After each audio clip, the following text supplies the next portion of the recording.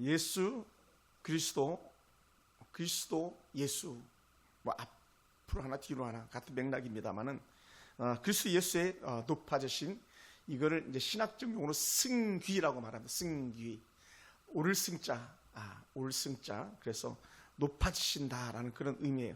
반대는 비하, 낮아지심이 있습니다. 낮아지심의 대표적인 건 뭡니까? 예수 그리스도께서 하나님이신데 사람의 몸을 입으셨다. 높아지심은 뭡니까? 죽은 지 3일 만에 부활하시고 하나님 보좌 우편에 다시 오르심.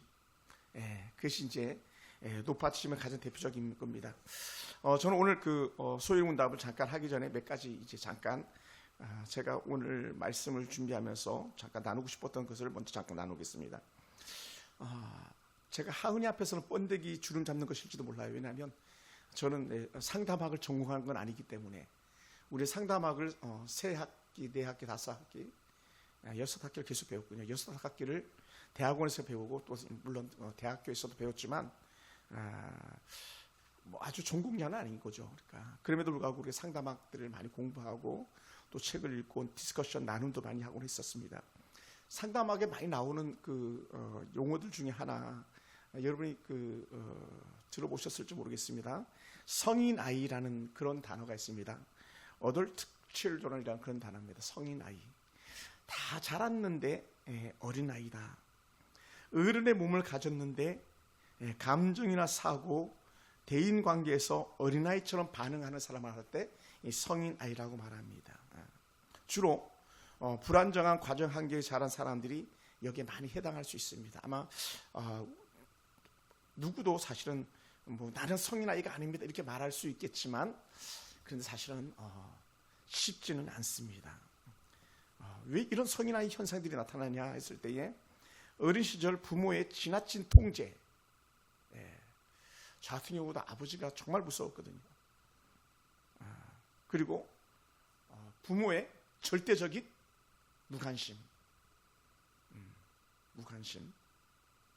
그리고 부모들의 알코올 중독이나 폭력 등이 이제 자기에게 내재되어 있는 걸 점점 받았던 것이. 그리고 이제 목회자 가정들도 그럴 여지가 많아요. 우리 하은이 하영이도 감정의 표현이 억눌려 있는 거예요. 이제 대형 교회에 있을 때는 그런 게 전혀 없었습니다. 왜냐하면 제가 목사 딸인지도 모르니까. 사모님도 뭐 대형 교회에서는 거의 뭐 일부러 존재감 없이 그렇게 머물도록 교회에 방침을 했었으니까. 근데 이제 우리처럼 이제 작은 교회나 뭐 한 중형 교회 한 300명 정도 대형 교회라면은 눈에 다 보이잖아요. 근데 그런 가정에서 교회에서 자신의 감정을 계속 억눌러야 되는 거예요. 우리 하은이나 하영이가 싫은 소리 하는 거 한 번도 본 적 없잖아요. 표정 나쁘게 하는 거 교회에서 소리 지르는 거 한 번도 본 적 없잖아요. 그죠? 물론 우리 주일학교 애들 다 마찬가지겠습니다만은 자신의 감정을 계속적으로 절제하고 억누르다 보니까 그런 거예요. 근데 이제 성인 아이들은 이런 감정을 갖다 표현하는 법을 제대로 못 배우는 그런 경우들이 많이 있습니다. 그러려면 집에서 대화를 많이 해야 되는 겁니다. 또 같이 많이 놀아야 되는. 그래서 제가 가끔 말씀드리잖아요. 자녀들하고 놀아야 된다고. 자, 그래 방윤경 집사님 우리 교회 사임시켰던 것도 아이들에게 돌아가라. 아이가 큰 단계니까 유치부 아이들, 초등학교 1, 2학년 아이들이니까 아이에게 돌아가라 해서 방 집사님도 그랬고 조성아 집사님도 주일날 문을 닫아야 되는 이유가 뭐냐? 아이들의 정서적 안정을 위해서 해야 된다고 말했습니다. 안 그러면 그런 아이들이 커서 성인 아이가 될 수 있는 여지들이 있기 때문에 그렇습니다. 또 저도 여기 해당할 수 있다고 생각합니다. 어른이 되어도 자존감이 너무 낮은 거예요. 그러니까 난 못해 그렇게 되고 앞줄에 나서지 못하고 늘 뒤로 빠지고, 이 자존감의 문제가 있는 거거든요. 그리고 타인의 반응에 너무 민감한 거예요. 사실은 저도 그런 면이 없지 않아 있어요. 그러니까 이 목회 성장 연구원 우리 그 모임에 제가 이제 내일도 오랜만에 또 갈 텐데 가보면 다들 막 빛과 번쩍 하거든요. 목사님들이. 지금 이제 멤버가 한 명 더 들어가지고 10명에다 이제 사역은 또 다양하지만 근데 다들 막 그 세상 말로 표현하면 빛과 번쩍하고 사역하는 환경도 또 목사님들이 사는 삶의 질도 전혀 다르거든요. 막 차도 그냥 거의 뭐 제니시스 타고 다니다시피 하고 아파트도 막 48평 살고 담임 목사님들이. 그러니까 그런 걸 막 비교하면 괜히 찌그러들고 말도 제대로 못하고 때로는 가기 싫어지고 막 이런 게 생겨요. 왜 그러냐? 그게 낮은 자존감 이런 문제들도 없잖아요. 있는 거예요. 근데 그게 또 언제도 표현되냐면 운동할 때 보면은 막 실수하면 어쩔 줄 몰라 하는 거예요. 사실 운동하다 실수할 수 있잖아요. 그죠? 왜? 당장 막 화살이 돌아오니까 야, 넌 그것도 못 봤냐? 막 이런 소리 들으면요. 막 어쩔 줄 몰라 하는. 그러니까 어떻게 돼요? 나중에 운동도 하기 싫어지는 그런 예들도 있는 거죠. 그러다 보니까 사람들과 건강한 관계를 잘 못 맺어요. 관계를. 근데 저 같은 경우는 아주 특이한 케이스죠. 오히려 저는 그걸 바꿔서 역전시키는 상황이기도 하니까 저는 사람들과 좋은 관계를 맺으려고 많이 노력하기도 하니까요. 그런데 많은 사람들이 우리가 가지고 있는 연약함들이 있습니다.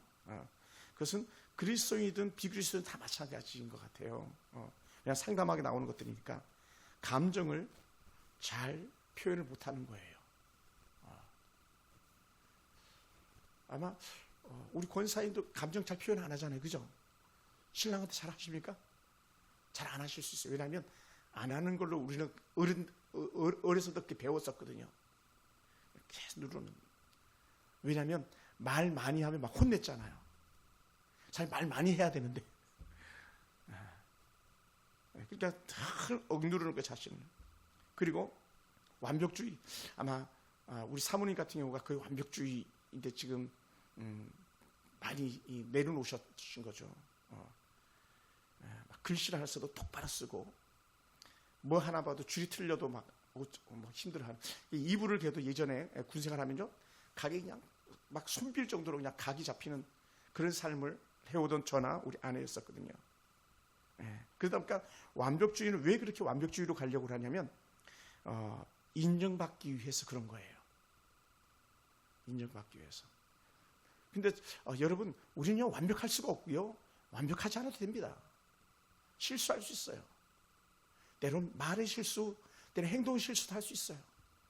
그래서 성경이 위대한 하나님의 사람들을 봐도 우리는 충분히 알 수 있어요. 여러분 생각해 보세요. 베드로가 예수님을 3번이나 부인한다고? 이게 말도 안 되는 거잖아요. 충분히 그럴 수 있어요. 그러나 다음이 문제죠. 다음. 예수님께서 그런 베드로를 버려두시지 않고 찾아가 주시고 어루봐 주시고 위로하시고 자신의 그 연약함을 보듬어 주시면서 앞서 나갈수록 인도해 주시는 거예요. 사실 그것이 제가 해야 될 일이고 우리 엄마 아빠가 해야 될 일이에요. 자녀들에게. 때로는 남편들에게. 제가 오늘도 잠깐 영상 하나 만들다가 수요예배에 임했는데 이게 우리는 완벽할 수가 없어요. 그러다 보니까 타인의 평가에 지나치게 민감할 수 있는데 우리는 타인의 평가에도 지나치게 민감할 필요가 없어요. 물론 평가는 정확하게 해야 되겠지만 그러나 거기에 대해서 막 낙심하고 좌절하고 절망해서 불쑥 주저앉아 있는 이런 것들은 결코 하나님 앞에서 은혜가 되지 않습니다. 또 하나 이런 게 있어요. 자기 안에 쌓인 분노를 잘 몰라요. 그러니까 저도 실수할 때가 참 많은데 그게 뭐냐면 막 화를 내는데 나는 화냈다고 말하지 않는 거예요. 남들이 보면 화내는 건데 분명히. 근데 여기 약간의 오해들이 물론 있을 수 있어요. 우리 호남 분들은 그러지 않겠지만 중국 동포들은 어떤지 모르겠어요. 경상도 사람들은요 기본적으로 언성이 높아요. 목소리가 커요. 그러니까 예전에 사역했던 교회에서도 야, 너 화나지? 목사 화난 거 아니에요? 야, 너 지금 소리 지르고 있잖아. 막 그래요. 근데 그때 어떻게 돼요?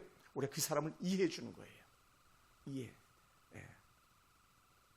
그래서 되도록이면 분노를 표출하지 않는 잘 절제할 수 있는 그렇게 필요하겠죠.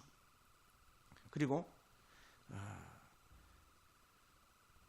남의 눈치를 많이 보다 보니까 내가 힘든데도 불구하고 굳이 하는 거예요. 그러다 보면 탈이 생기는 거예요. 그래서 제가 김밥을 한 달에 한 번씩 하세요 하는 건 사실 그런 면이에요. 왜냐하면 여러분 힘드시잖아요.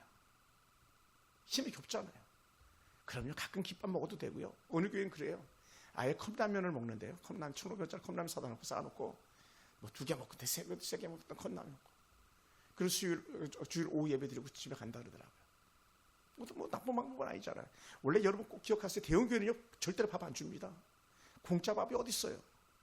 저도 3,000원 내고 밥 먹었는데 교회에서. 광명교회에서 3,000원 돈 내고 밥 먹어요.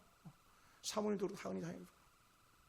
근데 작은 교회니까 막 다 해줘야 되는 것 같고 다 섬겨줘야 되는 것 같고 그냥 한 사람이라도 더 잡으려고 하다 보니까 그런 면이 없지 않아 있을 수 있는 그것 때문에 우리 집사님들이나 우리 권사님들께 때는 과도한 짐이 될 수도 있는 그런 여지가 있어요. 이게 코로나 이후로 더욱더 혁혁하게 드러났어요. 왜냐하면 3년을 안 하다 보니까 봉사를 안 하다 보면요 안 하다가 하려면 너무 힘든 거예요.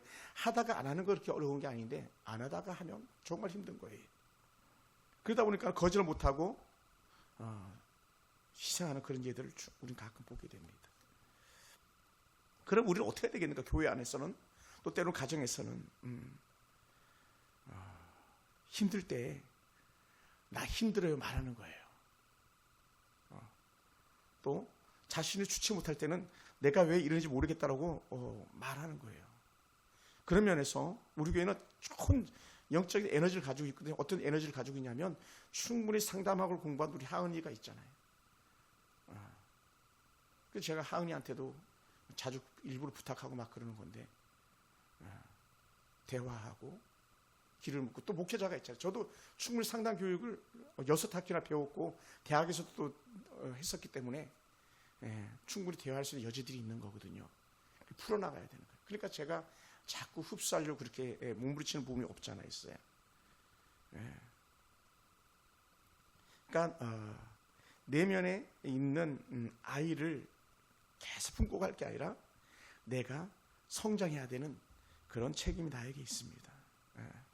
그래서 우리는 어떤 연약한 부분이 있더라도 우리는 그것을 갖다 막 정지하지 않고 자녀들일지라도 함부로 정지하지 않고 우리는 스펀지처럼 품어줄 수 있는 스며들게 할 수 있는 그런 은혜가 우리한테 필요해. 이게 모두에게 필요합니다. 근데 이제 저 같은 목회자들에게는 그런 부분들이 이렇게 보이고 때로는 자연스럽게 제가 알게 모르게 코치를 하거든요. 멈춰라, 가라 말하는데 때로는 그것을 잘 안 들을 때가 많이 있죠. 왜? 자기의 경험이나 고집이 있기 때문에. 근데 우리는 예수님의 방법을 잘 생각하셔야 돼요. 예수님도 우리가 뭐 그냥 성경적으로 접근해서 그렇지 수가성의 여인 같은 경우도 사실은 그 예수님이 상처 치유를 하기 위해서 다가서신 거거든요. 상처 치유. 남편을 5번에 바꿔치기 하고 있고 또 지금도 바꾸려고 하면서 네 남편 아닙니다 말하고 있는데 그 여인을 갖다 해결할 수 있는 길은 예수님 방법이고 그의 말을 들어주는 거고 그에게 함께 있어주는 거였었어요. 그러니까 수가성 여인이 예수님의 말씀을 듣고 자신의 인생의 가치관이 바뀌고 나중에 전도자의 삶을 이렇게 사는 그런 모습을 이렇게 보게 되죠. 그러니까 충분히 받아주는 거예요. 충분히 받아주고 공감해주고 때로는 답답하고 때로는 더딘 것 같아도 우리는 연약한 자들이라면 충분히 보듬어 줄 수 있는 그런 은혜가 필요해요. 그래서 우리는 버릴 수 있는 사람이 아무도 없고 우리가 함부로 대할 수 있는 사람이 아무도 없어요. 우리는 예수님께서 어떤 사람들도 함부로 대하지 않았고 예수님께서 어떤 사람도 함부로 버리지 않았어요. 그들이 제사장일지라도 버리지 않았어요. 당시 제사장이나 서기관이나 바리새인들은 예수님의 최고의 적들이었거든요. 근데 이 사람들이 언제 바뀌냐? 예수님의 부활 승천하신 이후에 사도행전에 보면은 제사장의 무리들도 믿고 죽기로 돌아오는 그런 일들이 있고 레인들도 믿고 죽기로 돌아오고 이방인들이 아무 당연한 거고 그렇게 되더라는 거예요. 그러니까 여러분 제가 이렇게 공부를 하면서 많이 배웠던 것들 중에 하나인데 어느 목사님이 군에 생활할 때 이런 목사님이 이런 말씀 하신 적이 있어요. 한 목사님이 사람은 무 자르듯이 싹둑 자르는 게 아니래요. 무 자르듯이. 근데 우리가 잘못 배워가지고 사람이 무 자르듯이 관계를 싹둑 잘라버리는데 그렇게 하면 안 돼요. 그것은 우리가 예를 들어서 악한 정치인들에게서라도 우리 배워야 될 부분이에요. 정치인들은요 여당 갔다가 야당 갔다가 무소속에 있다가 막 이렇게 하잖아요. 절대로 관계를 함부로 깨지도 않거든요. 왜? 언제 그 사람 우군 내 편이 될지 모르기 때문에. 예수님께서도 그 사람을 싹도 무자르듯 자르지 않으셨어요. 계속 품어주시고 기다려주시고 문 열어놓으시고 이렇게 하셨던 예수님이셨어요. 그래서 우리는 계속적으로 그렇게 하기 위해서 어떻게 되겠는가? 공감할 수 있는 그걸 공감력이라고 말하는 건데, 공감할 수 있어야 돼요. 근데 사실은 우리가 공감할 수 있는 공감 능력이 우리는 공부를 해야 될 부분들도 필요한 거예요. 그래서 제가 사실 성경 공부 같이 하자 하는 그런 이유들도 뭐였냐면, 같이 공감해야 되거든요. 너의 문제가 뭐냐는 대화를 통해서 알지, 이런 예배를 통해서는 사실 알기가 거의 불가해요. 그러니까 우리도 이제 가정에서 예배하고 기도하고 같이 나누고, 그러니까 그나마도 버티는 것들이지 그마저 없다고 생각해요. 그럼요, 다 우리 딸들일지라 다 이탈해버리고 말겠죠. 그러니까 우리가 공감해주고 들어주면 또 절대적으로 필요한 것이 무조건적인 완전한 사랑인데, 그것을 하다 보면은 성인 아이인 심정조차도 조금씩 변화하는 그런 모습을 우리가 볼 수 있어요. 성인 아이들이 있는 가정을 갖다 우리는 조직 상담학에서는 뭐라고 표현하니, 엮이는 가정이라고 말하기도 해요. 상처난 가정, 깨어진 가정, 그걸 역기능이라고 말하거든요. 순기능을 해야 되는데 순기능을 못하는 것 갖다가 역기능이라고 말하잖아. 자동차는 앞으로 가고 뒤로 후진하고 해야 되는데 앞으로만 가는 자동차라면 그 문제가 있는 거잖아요. 앞으로 가야 될 자동차가 뒤로만 가면 그것도 문제가 있는 거잖아요. 그러니까 앞으로도 가고 뒤로도 가고 때로는 브레이크도 잡을 수 있고, 그게 이제 순기능이거든요.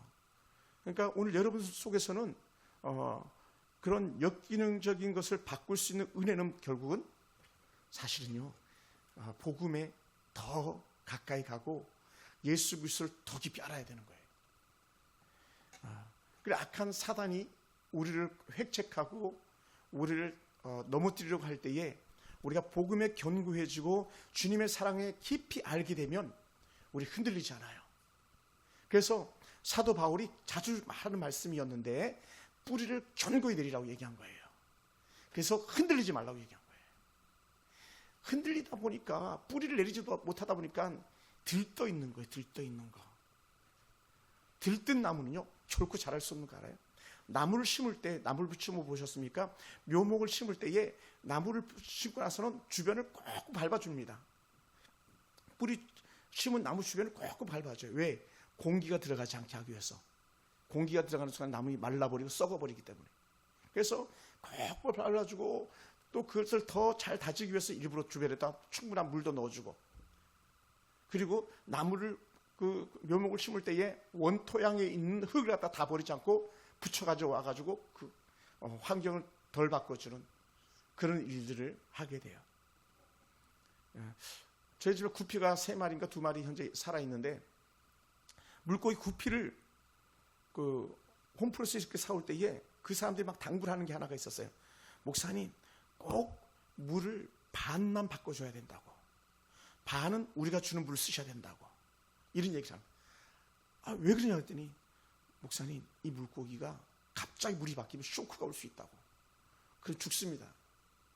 구피 한 마리도 그렇게 물을 반씩을, 그것도 온도를 거의 비슷하게 맞춰가지고 일상의 온도 놨다가 바꿔주는데, 하물며 사람이야 뭐 더더욱 말할 것도 없는 거죠.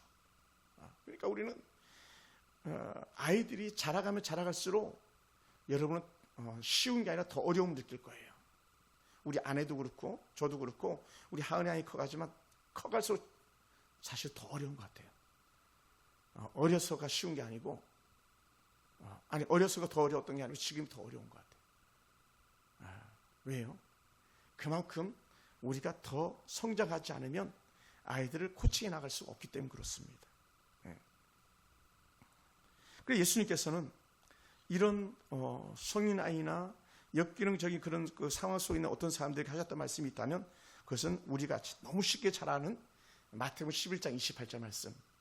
수고하고 무거운 짐진 자들아 다 내게로 오라. 내가 너희를 쉬게 하리라. 그러면서 뭐라 그러냐면, 나는 어떤 사람이냐? 나는 마음이 온유하고 겸손하다. 겸손하면요 다 담을 수 있는 거예요. 마음이 온유하면 다 담을 수 있는 거예요. 그러니까 제가 성도들이 가지고 있는 대표적인 그 성품 중에 하나가 있어야 된다면 철저한 온유함이 필요한 거예요. 온유는요 성내지 아니함이에요. 성내지 않으려고 하다 보니까 겸손에 겸손을 더해가는 거예요. 그러니까 이것을 누구보다 더 잘 알았던 사도 바울이 이렇게 표현했어요. 너희 안에 이의 마음을 품으라. 곧 그리스도 예수의 마음이니. 예수의 마음을 품으면 우리 충분히 온유해질 수 있고요. 예수의 마음을 품고 살아간다면 우리 충분히 겸손해질 수 있어요. 할렐루야. 이게 안 되면 우리는 자주 분내고 자주 자신의 감정을 돌출해가지고 분위기를 흐트러뜨리기도 하고 또 때로는 남을 걸어서 넘어뜨리기도 하는 그런 일들이 있더라는 거예요. 그래서 우리는 철저하게 예수의 그 마음을 품고 남의 힘에 겨운 짐을 예수님이 받아주셨다면 우리도 받아줄 수 있다는 거예요. 남편의 그 무거운 짐을 아내가 받아주고 아이들의 무거운 짐을 부모가 받아주고 또 때로는 우리 다 부모들이니까 우리 하은이 하이 빼놓고 부모들의 그 무거운 짐을 자녀들이 받아준다고 생각해요. 얼마나 그 부모로서 힘이 솟겠어요. 그러면요 살맛이 나는 거예요.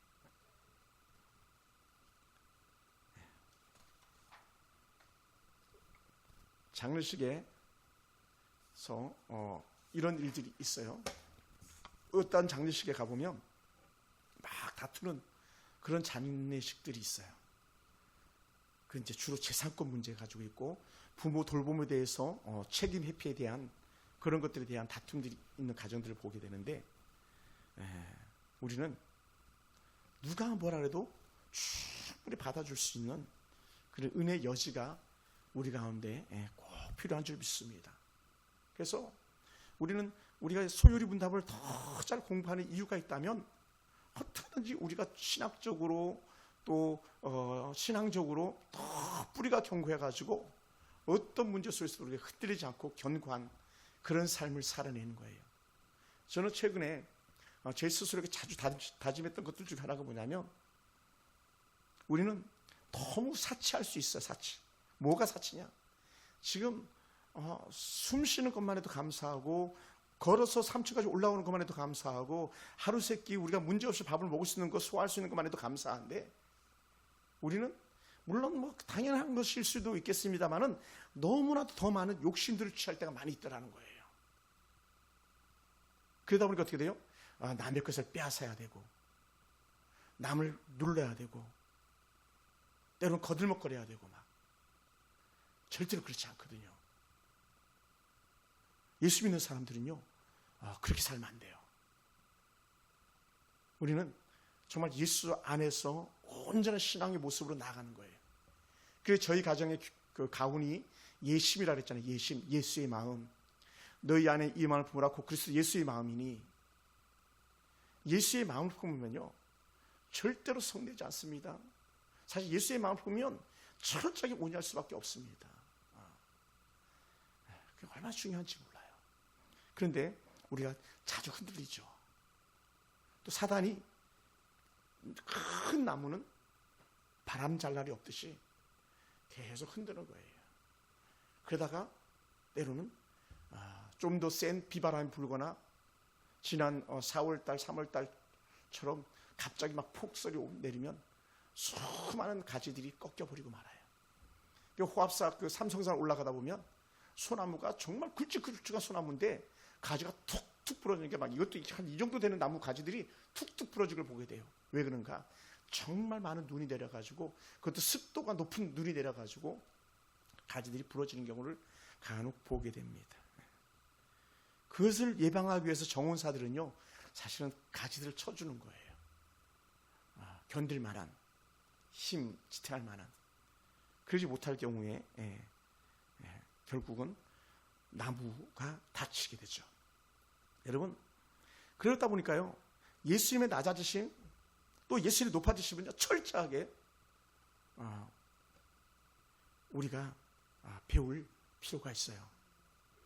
왜냐하면 이 소요리 문디 28문이 그걸 말하는 거거든요. 사실은 제가 특별하게 목적을 한 게 아니라 이 소요리 28문이 그걸 우리에게 말해주고 있는 거거든요. 왜 그러냐면 28문에 이런 말씀이 있어요. 질문인데 그리스도의 높아지심이 어떠한가? 그러니까 예수님이 낮아지기만 한 게 아니에요. 예수님이 높아지셨어요. 뭐라고? 승귀라고 했잖아요. 그죠? 이 높아지심 뭐라고 그 답이 나오냐면요. 그리스도의 높아지심은 사흘 만에 죽은 자 가운데서 다시 살아나신 것. 사흘 만에 죽었다는 것 자체는 최대한 낮아지신 것. 철저하게 이것도 이제 뭐 이런 표현을 쓸 수 있어요. 부복하다, 엎드리다 그래요. 왕 앞에 신하들이 엎드리듯이 부복하다. 예수님께서 죽은 지 사흘 만에 그 부활하기 이전의 모습은 완전히 엎드린 부분이에요. 왜냐하면 죽음보다 더 낮은 건 없는 거니까요. 가장 낮은 자리에 있으셨던 예수님이에요. 누구 때문에? 예수님 문제인가요? 예수님 문제가 아니었잖아요. 우리 문제거든요. 그러다 보니까 우리는 철저하게 우리도 부복하는 거예요. 누구 때문에? 때로는 나 자신의 문제를 가지고, 때로는 가족의 문제를 가지고, 때로는 우리 교회라면 교회의 문제 가지고, 때로는 직장이면 직장 문제를 가지고 우리 철저하게 낮아지는 거예요. 왜? 예수님이 우리에게 모델이 되기 때문에 그런 거거든요. 모델. 그래서 그렇게 철저히 낮아지셨기 때문에 어떻게 돼요? 여러분 가끔 그 경제 얘기할 때 바닥을 쳤다 이런 얘기를 할 때가 있잖아요. 그죠?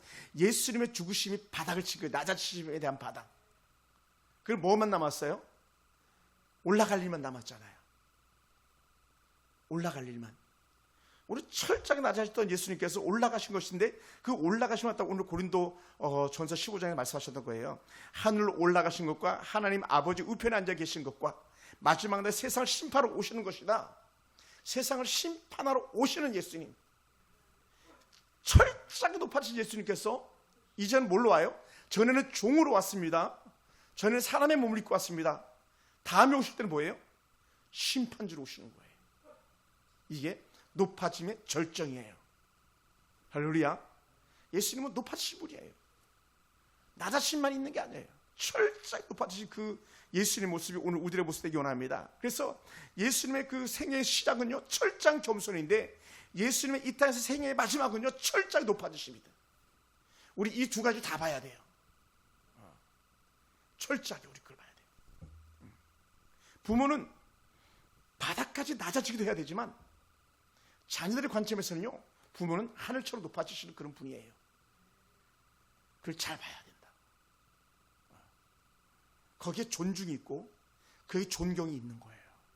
할렐루야. 우리 거기서 연약함이 많이 있을 수 있어요. 그래서 예수님은 이 땅에서 시작할 때는 하늘 보좌를 떠났고 천한 말구에 태어나셨습니다. 가난한 목사의 아들로 태어나서 이 땅에 살아가셨습니다. 말 그대로 종의 모습으로 죄인들과 함께 먹고 마셨습니다. 때로 예수님께서 야 너는 어떻게 죄인과 같이 먹냐고 사람들에게 칭망받기도 했었습니다. 그런데 예수님께서는 내가 죄인을 구원하러 왔다. 다른 말로 하면 내가 죄 때문에 이 땅에 온 거야. 이 말씀하시는 예수님이셨죠. 그래서 죄 없으신 예수님께서 온 인류의 죄를 대신한 십자가 달려 죽으심 그게 낮아지심이었었고 그것을 우린 비하다 이렇게 표현하는 거예요. 그런 그가 높아지셨습니다. 우리 성경 한 절만 찾아줘 볼래요? 빌립보서 2장 9절. 빌립보서 2장 9절이에요.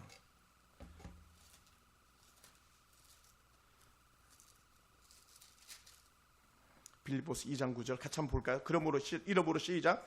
이름으로 하나님이 그를 지키 높여 모든 이름 위에 뛰어난 이름을 주사. 또 밑에 10절 보면 하늘에 있는 자들과 땅에 있는 자들과 땅 아래에 있는 자들로 모두 무릎을 예수 이름 앞에 꿇게 했다는 거예요. 가장 낮은 곳에 처했던 예수님께서 가장 높아지는 순간에 모든 무릎이 예수 앞에 꿇게 돼 있었더라. 할렐루야. 이게 예수님의 높아지심의 절정이었던 것이죠. 그래서 이렇게 표현합니다. 지극히 높으셨다. 끝없이 높아지심이죠. 끝없이 높아지심. 그 높아지심에 대한 절정을 얘기할 때 우리는 이렇게 표현하기도 합니다. 예수 우리의 왕이시다. 할렐루야. 근데 어느 교회가 하나님은 우리의 왕이시다 그랬더니 막 민원이 들어가대. 동네에서 하나님이 어떻게 우리의 왕이냐 막 그러더래요. 그런데 성경에 있는 걸 그대로 써놨는데 사람들이 혐오한 문구로 받아들였던 거예요. 그래 구청에서 얘기해도 브라브라 문제 없어 내리지 않았다고 하는 그런 얘기를 제가 주변에서 들어보았었습니다. 여러분, 예수님의 부활은요, 예수님 권세의 새로운 영적 시발점이 됐던 거예요. 그래서 우리는 이렇게 노래했던 겁니다. 예수님 권세가 곧 내 권세라고. 다른 말로 이렇게 표현할 수 있는 거예요. 예수님께서 끝없이 높아주셨던 것처럼 우리도 하나님의 자녀로서 끝없이 죄인이었던 우리가 높아지는 거예요. 할렐루야. 그러니까 예수님의 높아지심이 곧 우리의 높아지심으로 바뀌는 줄 믿습니다. 그래서 고린도전서 15장 3, 4절에서 그리스도께서 우리의 죄를 위해 죽으시고 장사절마 되었다가 그가 3일 만에 부활하셨고 하나님의 보좌 우편에 앉아 계시다. 이것이 놀라운 승기의 증언입니다. 그래서 예수님의 부활은요, 새로운 창조의 첫날이 되었고요, 새로운 역사의 새벽을 알리는 그런 시간이었어요. 어떤 시간? 예수님께서 진정한 왕이셨음을 증명하는 시간. 예수님께서 진정으로 사망 권세를 이김에 대한 확신의 시간. 그것이 부활의 새벽이었던 것이죠. 할렐루야. 여러분, 그러다 보니까 예수님의 마지막 승천의 역사가 이제 사도행전 1장에 이후로 계속적으로 기록되는데, 사도행전 1장 9절을 보면 이렇게 표현합니다. 그가 그들을 보시는 가운데 올려지시니 구름이 그를 가려 보이지 않게 되더라. 아까 고린도전서에는 막 후에 또 뒤에 나오는데 수많은 사람들에게 보였다. 때로는 500문도 이상, 500명 이상이 보는 데서 하늘에 오르셨다라고 표현하는, 그러니까 500명은 부활의 증인이었던 것이죠. 그러니까 예수님의 높아지심을 우리는 확실히 볼 수 있습니다. 그래서 예수님은 하나님의 보좌 우편에 우뚝 앉아 계시고 서 계시는 그런 주님의 모습을 비춰줍니다. 그럼 언제? 승천하신 이후에는 보좌 우편에 앉아 계시다가 성도의 승리와 성도의 응원이 필요할 때는 보좌에서 벌떡 일어나시는 그런 예수님이셨어요. 얘들아, 내가 이겼다, 내가 승리했다, 너희도 승리하라. 그 대표적인 게 어디에 나오냐면 바로 우리가 아주 익숙한 사도행전 7장의 스데반의 죽음의 모습에 있었어요. 스데반이 돌에 맞아 죽는 그 순간에 스데반에게 영적인 안문이 열려서 하늘의 영광을 바라보는데, 그때 보좌 우편에 앉아 계시던 주님께서 벌떡 일어나시는 그 영광스러운 모습을 보게 되는 것이죠. 할렐루야. 그리고는 이렇게 표현합니다. 에베소 1장 20절 뭐라 표현했냐면, 아주 우리에게도 사실 스터디하면 필수로 나오는 그런 요절인데, 그리스도 안에서 역사하사 죽은 자들 가운데 살리시고 하늘에서 자기의 오른편에 앉히셨다라고 하는 거예요. 누구를? 예수 그리스도를 우리 아버지 하나님께서.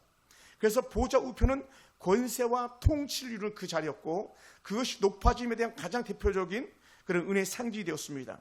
그래서 보좌 우편에서 그냥 뭐하고 계시냐, 지금 이 땅에서 살고 있는 우리가 같은 은혜 가운데 승리하도록 뭐하고 있다? 중보하며 우리에서 기도하고 계시다는 거예요. 할렐루야. 할렐루야.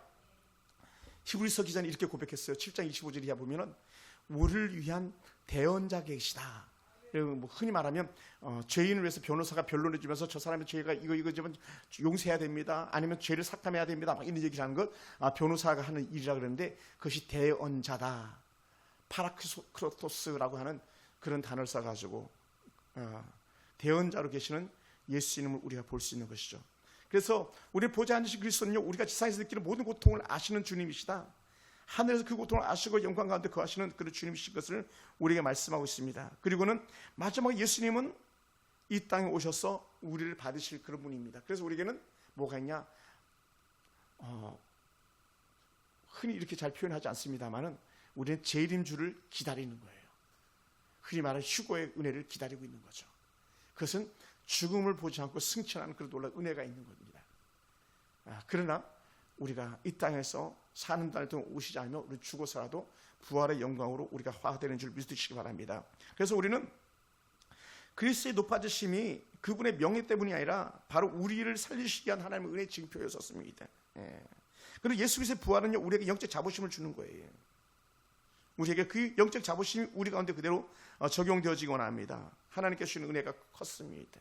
우리는 부활의 생명을 가진 자들입니다. 두려움 때문에 우리 살아갈 사람들이 아니라 담대함으로 살아갈 그런 사람들입니다. 할렐루야. 우리가 때로는 막 그 성인아이처럼, 우리는 늘 응석바지처럼 그런 살던 우리가 예수를 온전히 알게 되면 우리는요, 그 성인아이에서 성숙한 어른이 되는 거예요. 할렐루야. 영적으로도 마찬가지입니다. 영적으로도 우리 성숙한 그리스도인이 되는 거예요. 안 그러면 영적 성장이 없으면 이리 치이고 저리 치이고 사단이 갖고 노는 공깃돌 같은 그런 사람들밖에 될 수 없습니다. 우리는요, 사단의 공깃돌이 아니라 하나님의 영적 자부심이 돼야 될 사람들이라는 거죠. 할렐루야.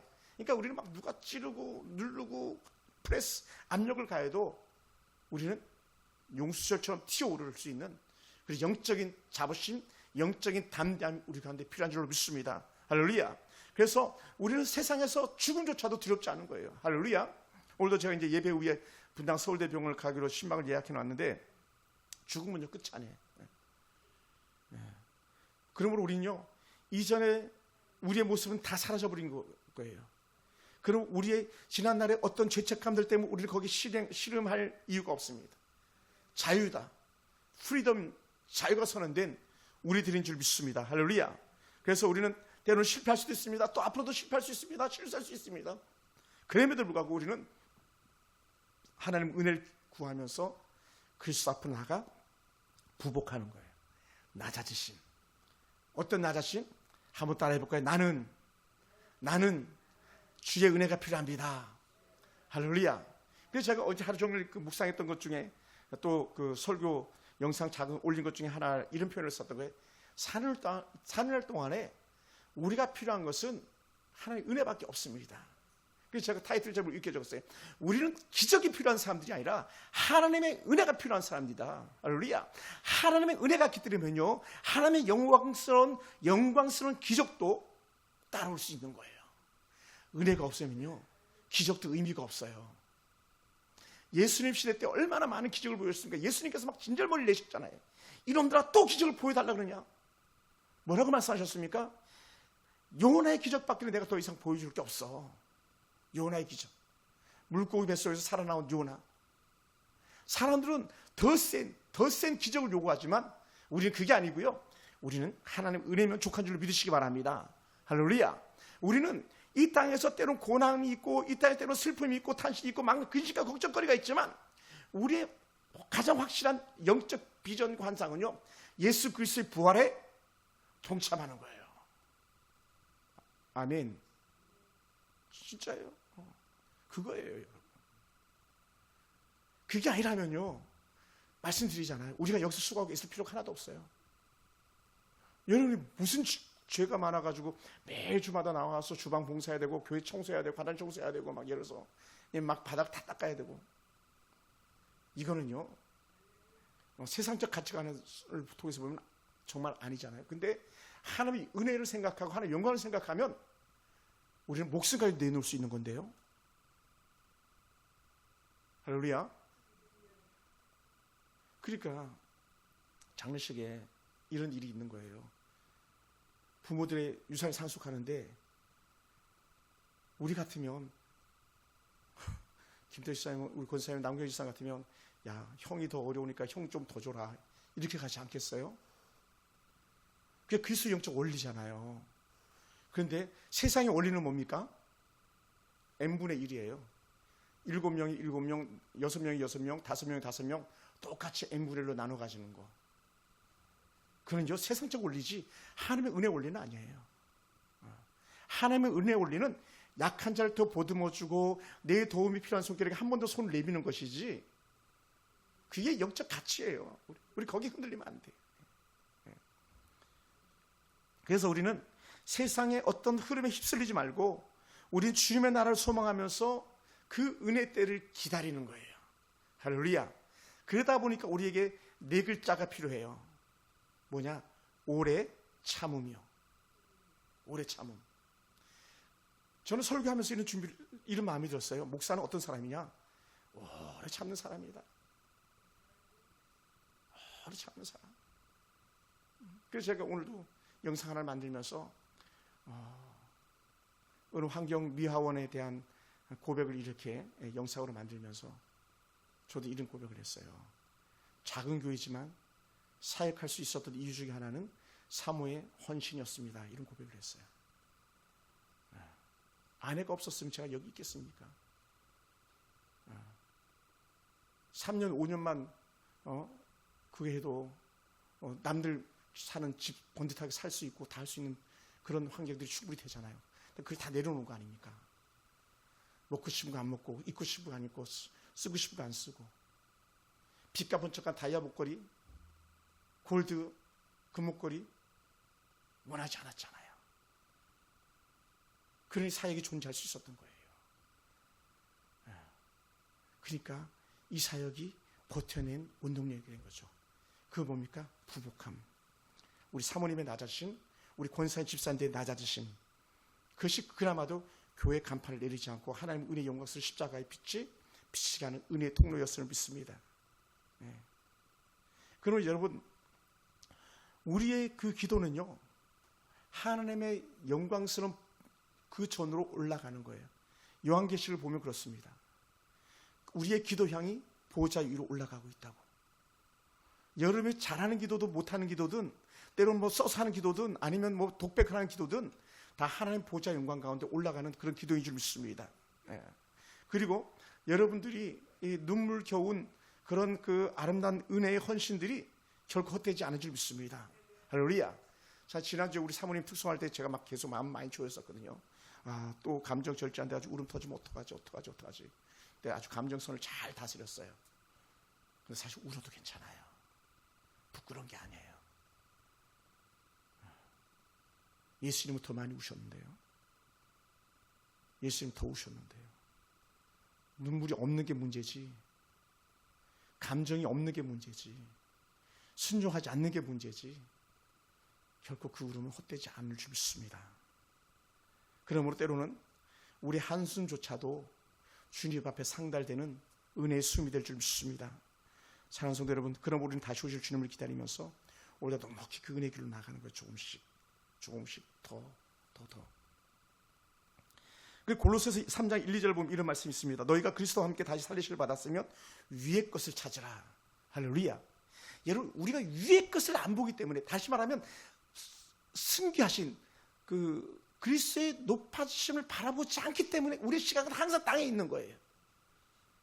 어떻게든 좀 더 많이 가져야 되고, 좀 더 끌어모아야 되고, 좀 더 쌓아놔야 되고, 더 좋은 집에 살아야 되면서 그게 아니라는 거예요. 그래서 제가 어제 만들었던 영상 중에 하나가 그거였었어요. 부자들이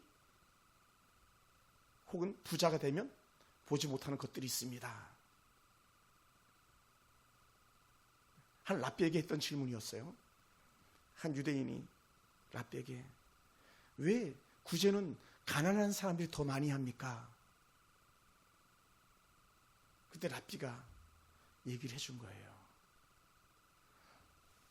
유리창 재료는 다 같은 유리로 되어 있지만 투명한 유리는 밖을 볼 수 있는데 은빛을 칠한 유리는 나밖에 모르게 된다 라는 랍비의 고백이었어요. 돈을 더 많이 가지게 되면 밖에 있는 사람들이 보이지 않고 자신이 가지고 있는 돈밖에 보이지 않는,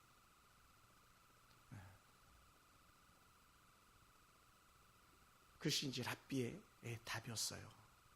그래서 부자가 더 많이 구제하지 못하고 더 많이 헌신하지 못한다. 왜?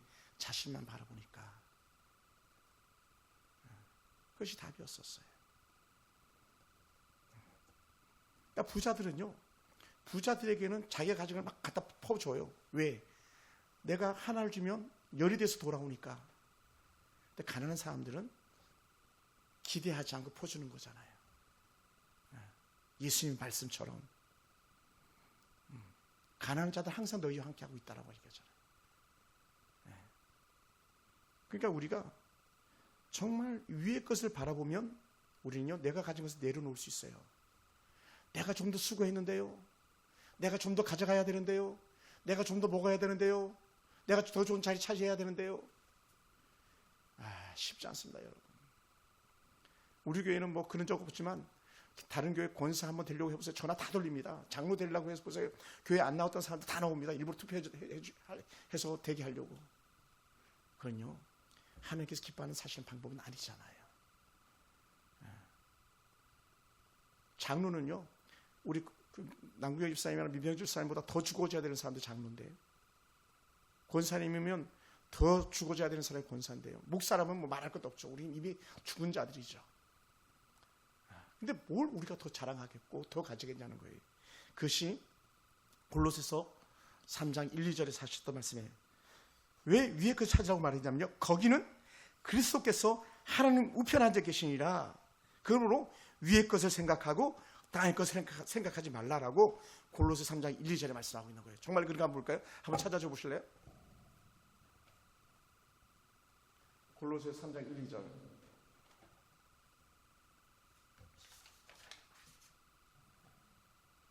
네, 감사합니다. 그래요. 그러므로 너희가 그리스도와 함께 다시 살리심을 받았으면, 다시 말하면요, 영생에 대한 소망이 있으면요, 위의 것을 찾게 돼 있다는 거예요. 본업에 거듭난 그리스도이라면 위의 것을 생각하는 것이 땅의 것을 생각하지 않는 거예요. 땅에는 뭡니까? 내가 좀 더 높아지고, 내가 좀 더 배불고, 내가 좀 더 편안하고, 좀 더 안락하고, 자기의 자존심을 세우고 남의 자존심을 무너뜨리고, 그게 땅의 것이에요. 땅의 것. 근데 우리는 그게 아니고 위의 것을 찾아라. 거기는 그리스도께서 하나님 우편에 앉아 계시니라. 왜 그리스도가 여기 계실 수 있어요? 그는 가장 낮아지셨기 때문에 가장 높아지신 거예요. 아침에 아주 동명성아, 너희가 하늘까지 높아지겠느냐? 음부까지 낮아지려고 해요. 높아지고 사는 자는 낮아져야 된다고 해요. 근데 우리 본성 속에 뭐가 있어요? 좀 더 높은 자리, 상자를 차지하고 싶어하는 그런 본능이 있잖아요. 잔치자리에서 그런 예수께서 말씀 안 드렸잖아요. 잔치집에 가면 낮은 자리에 앉아. 높은 자리에 가서 주인이 저 말씀을 쫓아가면 어떡하려고 그래요? 망신당하잖아. 그래서 나온 이 3장 2절에 위의 것을 생각하고 땅의 것을 생각하지 말라. 그러니까 우리 살아가면서 때로는요, 자존심도 구겨질 수 있고요, 스타일도 구겨질 수 있어요. 그것을 부끄러워하지 마시고, 내가 닮기 원하는 예수님의 모습이었기 때문에 내가 그렇게 살아갑니다라고 고백할 수 있어야 되는 거예요. 그것이 영적인 영적인 원리였던 거예요. 제 후배 목사님이 권사들을 많이 세웠는데 각서를 받았대요. 5년 이내는 절대로 다른 교회로 가지 않겠습니다. 워낙 권사 목티들이 많고 안수집사 장로 목티들이 많이 있거든요. 아주 덜 된 그런 사람들. 그런데 웬걸 각서도 의미가 없더라는 거예요. 그래 낙심해가지고 그냥 이웃교회 그냥 가가지고 그런 모습도 보이는 그런 아픈 마음을 가지고 제게 토요일날 전화를 한 것을 제가 이렇게 잠깐 나눴었습니다. 여러분, 우리는요 그런 사람들이 아니에요. 우리 끝까지 낮아지심, 그리스도의 낮아지심, 결국은 그리스도의 낮아지심이 결국 우리의 승기, 우리 높아지심으로 바뀌는 그런 은혜가 있기 원합니다. 지금까지 참으로 수고하고 있었던 여러분의 수고가 주 안에서 결코 헛되지 않은 줄로 믿습니다. 예수 그리스도의 그 죽으심이 결코 헛되지 않았던 것처럼 여러분들의 낮아지심, 여러분들 수고했음이 주 안에서 결코 헛되지 않은 줄 믿으시기 바랍니다. 때로는 땅에서 천박하게 여김을 받고 땅에서는 좀 보잘것없는 것처럼 사람들이 그렇게 우리를 예우해서 버린 자의 돌처럼 여겼던 그런 예수님처럼 우리가 때로는 그렇게 여김받는다 할지라도 우리 담대하게 오늘 이겨내고 견뎌낼 수 있는 저와 여러분이 되기를 주의 이름으로 축원합니다. 할렐루야. 기도하겠습니다. 하나님 감사합니다. 하나님, 우리가 담대한 믿음 가지고 내일을 바라보게 도와주시옵소서. 하나님, 우리가 기도하면 할수록 우리 주님이 더 커 보이게 하시고 주의 영광이 더 커 보이는 은혜가 우리 가운데 임하게 도와주시기 원합니다. 아버지 하나님, 우리가 자주 실망하고 낙심하고 좌절이 찾아올 즈음에 하나님, 우리가 흔들지 않는 소망을 붙잡고 하나님 앞으로 한 걸음 한 걸음 더 내딛는 그런 성도들이 되게 도와주시기 원합니다. 하나님, 힘에 겨운 우리 성도들을 기억해 주시옵소서. 마음의 아픔과 또 아버지 상처와 근심과 걱정이 가득한 우리들을 주님 불쌍히 여겨 주시옵소서. 하나님의 성령 안에서 여호와의 은혜의 도우심이 오늘 우리 가운데 임하기 원합니다. 모든 각 사람 가운데 임하기 원합니다. 하나님이여, 국가의 100년 대계가 아버지 정말 백척한 뒤에 풍전동화처럼 여기 일한 때에 그럼에도 불구하고 하나님 이 나라 보호하사 우리 하나님 나라 만세가 되도록 이 나라도 축복해 주옵시고 우리 사랑하는 성도들 어느 곳에 있든지 흩어져 있던 성도들에게도 큰 은혜 베풀어 주시고 여호와의 은혜의 유일하심이 더해가게 도와주시기 원합니다. 하나님 특별히 우리 사랑하는 권사님, 우리 집사님들을 기억해 주시고 축복하시고 힘주시고 위로해 주시고 또 아버지 하나님 긴 밤에 많은 아픔과 상처를 가지고 살아가고 있을 성도들이나 또 이 사모님이나 또 하나님 이 부족한 정도 하나님 불쌍히 여겨 주시옵소서. 여호와를 기뻐함이 우리에게 힘이라고 말씀하셨사오니 하나님이여 우리가 사람의 말과 행실에 흔들리지 않게 하시고 여호와의 은혜 말씀에 견고히 뿌리 내려서 주님 오시는 그날까지 이 길 가게 도와주시기 원합니다. 특별히 아버지 하나님 아파하는 성도들 일일이 찾아가 주시고 어루만져 주시고 위로하여 주시고 새 힘 얻으리 말씀하신 것처럼 하나님 은혜가 7배나 더하도록 주님 인도하여 주옵소서. 하나님 감사합니다. 예수님의 이름으로 기도합나이다. 아멘. 할렐루야. 하나님 감사합니다. 할렐루야. 어제 조계수 집사님이 수요일이 아닌 게 너무 아쉽다고 그러셨답니다. 왜냐하면 어제 놀았는데 예배가 없으니까 막 얼마나 그런 마음이 귀합니까, 그죠? 수박 사가지고 또 성도들 사실 저거 가지고 올라오기도 쉽지 않았을 텐데 그런 마음들, 귀한 마음들, 바로 그것이 여러분 모두의 마음이 줄 있습니다. 또 여러분 힘내시기 바랍니다. 뭐 하늘이 무너지게 하겠습니까? 주의 놀라운 은혜가 필요할 따름이죠. 우리 자유롭게 기도하다 돌아가는데 하나님 은혜 함께 하기 바랍니다. 또 오늘 또 여러 가지로 마음 써주신 우리 권사님, 또 우리 김태희 사님에게도 진심으로 감사드립니다. 권사 힘내시기 바랍니다. 기도하겠습니다. 하나님 감사합니다. 하나님 인도해 주시옵소서. 축복해 주시옵소서.